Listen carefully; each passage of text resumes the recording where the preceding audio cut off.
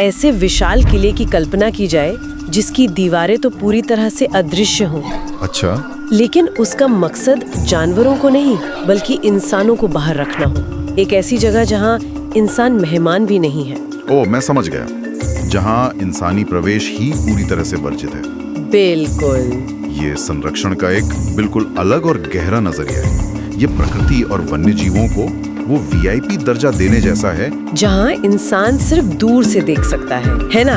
Right. उस अदृश्य मखमली रस्सी के बाहर खड़े होकर वो उस क्षेत्र के अंदर किसी भी तरह का दखल नहीं दे सकता। तो आज के इस गहन चर्चा का मुख्य विषय बिल्कुल यही अदृश्य किले हैं। जी। जो लोग एसएससी, यूपीएससी या रेलवे जैसी परीक्षाओं की तैयारी कर रहे हैं उनके लिए ये विषय बहुत स्कोरिंग है। आज का मिशन यही है कि इन स्रोतों से ऐसे तथ्य निकाले जाएं जो हमेशा के लिए याद हो जाएं। बिल्कुल, ताकि किसी भी परीक्षा में 2-3 अंक आसानी से सुरक्षित किए जा सके। ठीक है, चलिए इसे थोड़ा विस्तार से समझते हैं। इससे पहले कि हम भारत के नक्शे पर इन उद्यानों को खोजें, ये समझना जरूरी है कि असल में ये होते क्या हैं। किसी भी जटिल विषय को याद रखने से पहले ना उसकी परिभाषा समझना जरूरी है।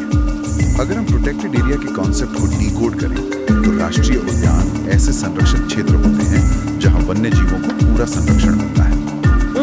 और इनका मेन उद्देश्य है बायोडाइवर्सिटी यानी जैव विविधता को बचाना।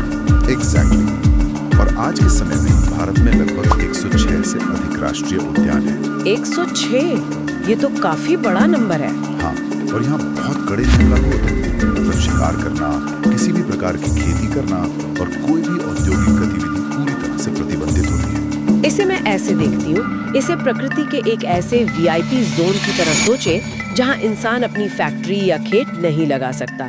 यहाँ सिर्फ जानवरों का राज चलता है। यहाँ सबसे आकर्षक बात यह है कि शिकार और खेती दोनों पर एक साथ प्रतिबंध लगाने के पीछे का असली वैज्ञानिक कारण बहुत गहरा है। अच्छा, वो कैसे?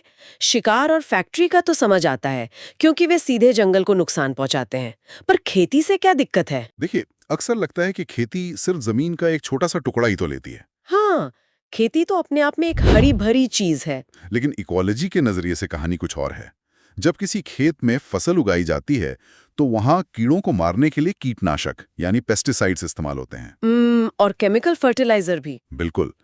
अब जरा सोचिए, जब बारिश होती है तो वे सारे केमिकल पानी के साथ बहकर जंगल के किसी नदी या जल स्रोत में मिल जाते हैं। ओह, और फिर वो पानी पूरे इकोसिस्टम की नसों में बहने लगता है। राइट। वो रसायन नदी में मौजूद सूक्ष्म जीवों और कीड़ों को खत्म कर देता है। तो उन कीड़ों को खाने वाली छोटी मछलियां भूखी मरने लगेंगी। एग्जैक्टली। जब मछलियां कम होती हैं तो उन पर निर्भर रहने वाले पक्षियों की संख्या गिरने लगती है और अंततः इस पूरी फूड चेन के सबसे ऊपरी सिरे पर बैठा जानवर, जैसे कि बाघ या तेंदुआ, हाँ, वो प्रभावित होता है। इसलिए जब खेती पर बैन लगाया जाता है तो वो सिर्फ जमीन बचाने के लिए नहीं होता। मतलब वो जंगल के मिट्टी, पानी और उसकी पूरी रासायनिक संरचना को इंसानी दखल से अछूता रखने के लिए होता है। बिल्कुल सही कहा आपने। ये एक बहुत ही शानदार उदाहरण है। लेकिन जब इन कड़े नियमों की बात होती है तो एक और बड़ा कंफ्यूजन सामने आता है। किस तरह का कंफ्यूजन? लोग अक्सर सेंचुरी और नेशनल पार्क के बीच कंफ्यूज हो जाते हैं। क्या जंगल से जुड़ी बाकी इलाके भी ऐसे ही वीआईपी जोन होते हैं? हाँ, ये दुविधा बहुत आम है। स्रोतों में इन दोनों के बीच का अंतर बहुत साफ दिया गया है। सेंचुरी एक ऐसा क्षेत्र है जहां संरक्षण तो होता है लेकिन वहां प्रतिबंध थोड़े कम होते हैं। अगर इसे एक रूपक के जरिए समझा जाए तो क्या सेंचुरी को एक पब्लिक लाइब्रेरी की तरह माना जा सकता है? Public library? दिलचस्प है। कैसे? मतलब लोग वहां जा सकते हैं, संसाधनों का एक सीमित उपयोग कर सकते हैं, लेकिन उन्हें नियमों का पालन करना होगा और वे वहां शोर नहीं मचा सकते। बिल्कुल। जबकि एक नेशनल पार्क किसी म्यूजियम के एक सिक्योर्ड वॉल्ट यानी तिजोरी की तरह है। एग्जैक्टली। जहां दूर से देखने की अनुमति तो है लेकिन वहां किसी भी चीज को छूने की कोई गुंजाइश नहीं है। राइट। ये रूपक एकदम सटीक है।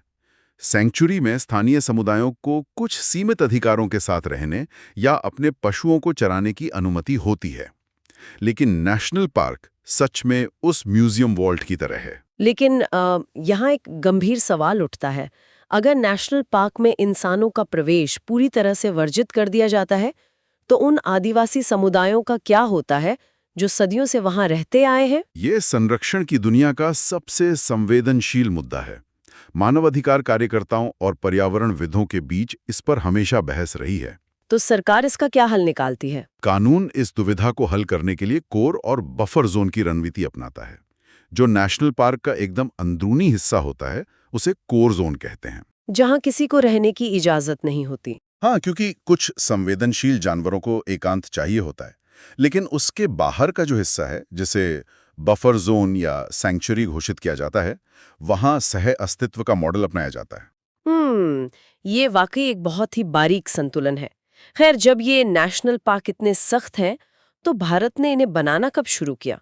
अगर इतिहास के पन्नों में जाएं तो भारत का सबसे पहला राष्ट्रीय उद्यान जिम कॉर्बेट था। अच्छा, और ये कब बना था? इसे 1936 में स्थापित किया गया था, आज के उत्तराखंड में। 1936? ये तो आजादी से भी पहले की बात है। इसे एक पायलट एपिसोड की तरह माना जा सकता है? हाँ, बिल्कुल, एक पायलट एपिसोड। लेकिन इन उद्यानों की संख्या में असली उछाल बहुत बाद में आया। वो कब? 1972 के वाइल्ड लाइफ प्रोटेक्शन एक्ट के बाद। तो 1972 का एक्ट वो समय था जब इस पूरी सीरीज को ब्लॉकबस्टर हिट मानकर कई नए पार्कों को हरी झंडी दे दी गई। अगर हम इसे बड़ी तस्वीर से जोड़कर देखें तो 1972 के एक्ट का महत्व बहुत बड़ा है। मतलब उससे पहले क्या स्थिति थी? क्या लोग मर्जी से जंगलों का दोहन कर रहे थे? स्थिति बहुत चिंताजनक थी। 1972 से पहले शिकार सिर्फ एक शौक नहीं था, बल्कि रसूख और ताकत का प्रतीक माना जाता था। ओ, राजा महाराजाओं की टाइम की बात कर रहे हैं आप? हाँ, जानवरों का बड़े पैमाने पर शिकार हुआ, बाघों की खालें खुलेआम बिकती थीं। कई प्रजातियां विलुप्त होने की कगार पर पहुंच गईं। तो ये एक्ट एक इमरजेंसी ब्रेक की तरह काम किया? बिल्कुल। इस कानूनी ढांचे ने ही भारत में 106 से ज्यादा पार्कों के निर्माण की नींव रखी। अब 1972 के बाद जो पार्क बने वे बेतरतीब ढंग से नहीं फैले।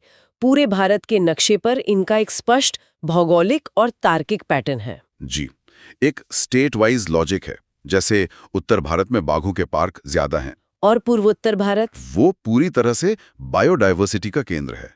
और अगर पश्चिम भारत की तरफ देखें तो वहां के जंगल सूखे प्रकार के यानी ड्राई फॉरेस्ट हैं। यहाँ मेरे दिमाग में एक तार्किक प्रश्न आ रहा है।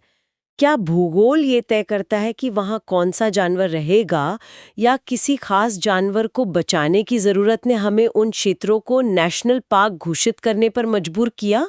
ये इकोलॉजी के सबसे खूबसूरत रहस्यों में से एक है।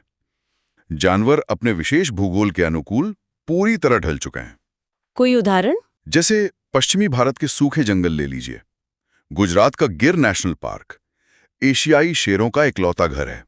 लेकिन शेर को तो हम अक्सर घने जंगल का राजा मानते हैं, तो वो सूखे जंगल में क्यों रहता है? यही तो विज्ञान है। एशियाई शेर के शरीर का रंग हल्का भूरा या मटमैला होता है। गिर का जो जंगल है वहां सर्दियां खत्म होने के बाद पेड़ों की पत्तियां झड़ जाती हैं। और ज्यादातर सूखी भूरी घास ही बचती है। एग्जैक्टली। ये सूखा परिदृश्य शेर के रंग के साथ इस तरह घुल मिल जाता है कि वो अपने शिकार को नजर ही नहीं आता। इसे कैमोफ्लाज कहते हैं। ओह, तो अगर उसे किसी हरे भरे जंगल में छोड़ दिया जाए तो वो भूखा मर जाएगा। ये तो प्रकृति की इंजीनियरिंग का अद्भुत नमूना है। बिल्कुल। और पूर्वोत्तर भारत के असम का काजीरंगा ले लीजिए। वो एक सींग वाले गैंडे के लिए प्रसिद्ध है। वहाँ क्या खास है? वहां ब्रह्मपुत्र नदी का भारी बहाव और दलदली इलाका है। गैंडों को अपना शरीर ठंडा रखने के लिए कीचड़ चाहिए और छिपने के लिए वहां उगने वाली एलिफेंट ग्रास। वाकई यहाँ से ये विषय और भी ज्यादा दिलचस्प हो जाता है। जी। अब जब हम भूगोल समझ चुके हैं तो उन सुपरस्टार उद्यानों की बात करते हैं जो परीक्षा के लिए गारंटीड रूप से महत्वपूर्ण है। बिल्कुल। हमने उत्तराखंड के जिम कॉर्बेट की बात की जो पहला था, असम में काजीरंगा और गुजरात में गिर। और इसके अलावा मध्य प्रदेश में कान्हा नेशनल पार्क है जो बाघों के लिए प्रसिद्ध है, और पश्चिम बंगाल में सुंदरबन है। इतने सारे राज्यों और जानवरों के नाम एक साथ याद रखना आसान नहीं है, लेकिन स्रोत में एक सुपर ट्रिक दी गई है। हाँ, वो कहानी आधारित ट्रिक बहुत कारगर है। कॉर्बेट से काजीरंगा, फिर का शेर, और कान्हा के रास्ते सुंदरबन की सैर। क्या बात है! सिर्फ एक लाइन की कहानी इतने बड़े भौगोलिक डेटा को दिमाग में छाप देती है। ये एक बहुत ही महत्वपूर्ण सवाल खड़ा करता है। अक्सर एग्जाम्स में रैपिड रिवीजन या PYQ यानी पिछले साल के प्रश्न आते हैं। जैसे भारत का पहला उद्यान कौन सा है? राइट। और इस ट्रिक की पहली लाइन ही बता देती है कि शुरुआत कॉर्बेट से हुई थी। तो इस सब का असल में क्या मतलब है? अगर हम आज की चर्चा को समेटें तो हमने 106 पार्कों का नेटवर्क देखा, सेंचुरी और नेशनल पार्क का अंतर समझा। हाँ, और 1972 के एक्ट का प्रभाव जाना। साथ ही काजीरंगा के गैंडों से लेकर गिर के शेरों तक का सफर भी तय किया। ये जानकारी सिर्फ परीक्षाओं में नंबर लाने के लिए नहीं है, बल्कि ये समझने के लिए है कि भारत अपने प्राकृतिक खजाने को कैसे सुरक्षित रख रहा है। बिल्कुल सही कहा आपने। लेकिन स्रोतों से हमें पता चला कि 1972 के बाद पार्कों की संख्या तेजी से बढ़कर 106 से ज्यादा हो गई और यहाँ इंसानी गतिविधियां पूरी तरह बैन हैं। हाँ, ये पूरी तरह नो एंट्री जोन्स हैं। तो मैं अंत में श्रोताओं के लिए एक गहरा विचार आज की इस गहन चर्चा में बस इतना ही।